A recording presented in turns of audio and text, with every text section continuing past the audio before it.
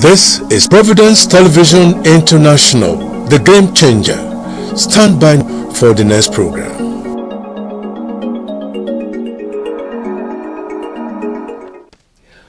Well, thanks for staying tuned. If you're just joining in, this is the morning drive on Providence Television International, and this is the interview session with me. With me during this interview, I'll be discussing with Dr. Emmanuel Legariba. Welcome to the program. Well, thank you very much, as usual. Yes. The topic for today is, has the Nysc lost its relevance? We'll look at the front page of Vanguard, where we have a story. Federal government raises Nysc members' allowance by 133% to 77,000 naira. And so, sir, let us start off. First of all, the Nysc, has it lost its relevance? Obviously it has. I mean, if you ask many parents, they will tell you what I'm telling you now, that it has lost its relevance.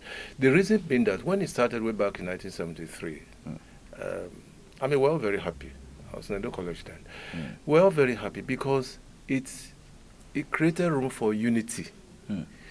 And a young student in Bendel then, by 1973 when it was established, it was still in Bendel, would be happy, apparently was happy to go to Sokoto State, to explore and to know the countryside. He was happy to go to Yola.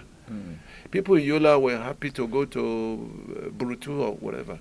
So cross-country, people were very happy. And there was nothing to fear. They would travel by road all that distance. They would travel by road. No banditry, no kidnapping. So they were safe. Okay. They were very safe. Up to a certain point recently, when we began to see kidnapping and all of that, then parents became apprehensive, very apprehensive. For instance, there are parents who have just one child. Yes. Just one. The child has finished university and then, of course, is going to youth service. I said, okay, go and serve the country. And then there's a misadventure. How do you want such parents to feel? And there are many instances of parents who have lost their children. I'm very cautious when I say things like this because it pains me to the marrow. Many parents have lost children due to banditry and all sorts of things. And they are not happy that something should be happening to their students. Okay? It has lost relevance because you begin to ask yourself, what has become of the Nysc original ideology? Because the country is more divided now than ever. Nobody from Edo State wants to go to Sokoto State. Say to go and do what? Because he knows, that young student knows that there's no unity. But before now, in the early ages, or during the formative years of Nysc, people were happy. In fact, I will even tell you this. They were happier to go to distant places than nearby states. They were happier to go to Maiduguri, to go to Sokoto, to go to Karuna and Moda. They were happier. Some of my classmates went to Sokoto, and in fact, most of them didn't even want to come back because it was a good country. Lovely country. You were at home everywhere. Ask any parent now. Nysc, they have posted my daughter or my son to Maiduguri. So no, please. Redeploy. Yes. They will go around and work their transfer to a neighboring state. Why do they do that? In case there's any emergency, that little boy, that young boy or young girl will run back home quickly. I have a friend who almost lost a daughter in transit. For 3 days, they were looking for this young girl. Wow. Yes, 3 days. The parents were back home. There was no line of communication. Okay. Yes, no line of communication until suddenly the young girl resurfaced. And there was jubilation. Where was she posted to? Jos. Okay. Just Jos. And the man said, my friend said, never again. Never again. So, and if you watch very carefully, a lot of Nysc members, officers, they're in tandem with the parents.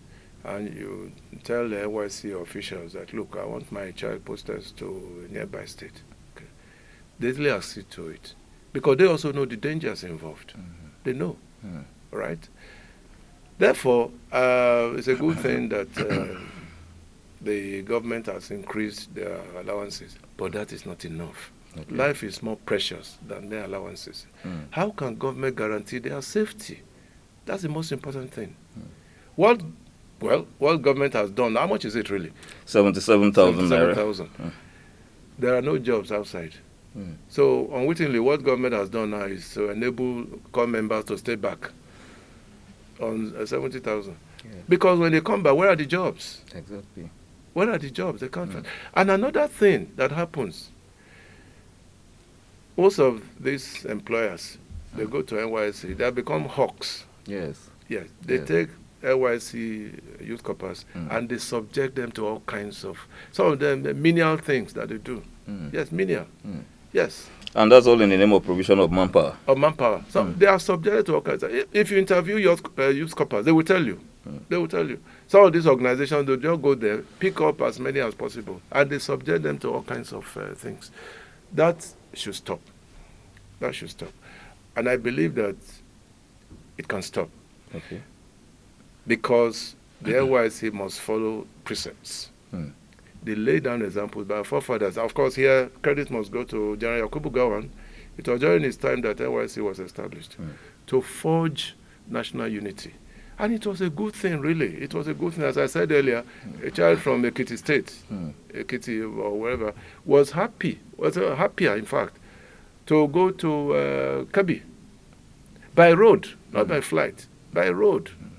You will see the countryside. He was happy because I'd never been there, that was a good thing. He will go through all kinds of places. He'll get to his destination, and he was happy. Oh, beautiful country. Look at the countryside. We'll go through the savannah. If you go into Maiduguri, for instance, I mean, the first time I went to Maiduguri, when I was the chief press secretary here, I enjoyed it. Okay. I enjoyed it. And the governor then was asking, "Look, Emmanuel," I said, "Your Excellency, are you serious about what you are going to do now?" Because we had a meeting in Maiduguri. Okay. I told the governor there, I was going to go by road. Okay. I called my driver, please be prepared, we're going to Maiduguri by road. Because I wanted to see the countryside. And it was a lovely thing. Lovely. Went through Kaduna, and then we went right to Maiduguri in Borno State. And I saw, with my good knowledge of geography, I saw the transition from one vegetation to the other. Suddenly we moved into the savannah. We're seeing guinea fowls, monkeys, and camels all along. We're not seeing forests, and we're now seeing shrubs. Beautiful experience. And that's what it was in those days. Okay? Now, all that has changed. People are no longer willing to go to all those areas. They are not. Why? Because of their safety. Exactly. Safety first. If the country was much better, safer, you jump at such opportunities. Okay. But parents are not willing. They are not willing. Even the children themselves, the students, they are not willing. Once you take them to these flashpoints, they get withdrawn and say, no. Some will even tell you, I will delay it. Okay. Let us look at this other issue. We just finished an election in Edo State. A situation where youth corpers are always used as ad hoc staff by the INEC. Are you in support of this trend? Never. I said it here before. Never. Because again, we've lost a lot of them through crisis and violence perpetrated by political actors. And innocently, these coppers come into firing positions. Yes. They come into very dangerous situations. Okay? Why must we even use ad hoc staff? Okay. INEC should even be ashamed of that. In this day and age, they are using ad hoc staff. Why don't you have permanent staff that you can train and orientate them properly? In fact, I was watching somebody yesterday on television, and the gentleman said, look, INEC has failed woefully in terms of deployment of personnel. Yes, why must you use that ad hoc staff you train for maybe a few weeks? Why don't you use your staff? No, listen, let me tell you. Edo State election has finished now. Swearing in is in November. They will think that in 4 years' time, 4 years still a long time. But it's here with us. It's here with us already. They should make preparation. They won't make preparations now until maybe about a year. Then they'll start to run. What is ad hoc, by the way? Ad hoc means emergency. Okay? You use ad hoc style, you bring youth corpers. Why must you use youth corpers? Why? When you should, there are people who are looking for job opportunities. Employ them. and let them be paid to do regular jobs and train them properly. Train them against all sorts of problems, particularly against inducement. Train them to give them the right orientation. That, look, we are sending you out there. But what do we find now? People, this will shock you. People are already saying now that INEC as it is now must be disbanded.